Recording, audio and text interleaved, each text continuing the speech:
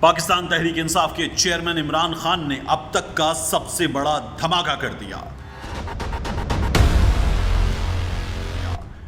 اپنے ایک ٹویٹ میں عمران خان نے کہا ہے کہ میں نے پتہ چلا لیا تھا، مجھے قتل کرنے کا ایک منصوبہ بنایا گیا ہے اور تقریباً 2 مہینے پہلے میں نے اسے 24 ستمبر کو رحیم یار خان میں اور پھر 7 اکتوبر کو میاں والی میں ایک عوامی اجتماع میں لوگوں کے سامنے رکھ دیا تھا۔ عمران خان کا کہنا ہے کہ وزیر آباد میں اس قتل کے منصوبے پر عمل درآمد کیا گیا۔ وہ کہتے ہیں میں اب یہ بھی بتاؤں گا کہ وہ دوسرا آفیسر کون ہے جو میجر جنرل فیصل نصیر کے ساتھ کنٹرول روم میں موجود تھا دوپہر 12 بجے سے شام 5 بجے تک، تاکہ مانیٹر کرتا رہے کہ کیسے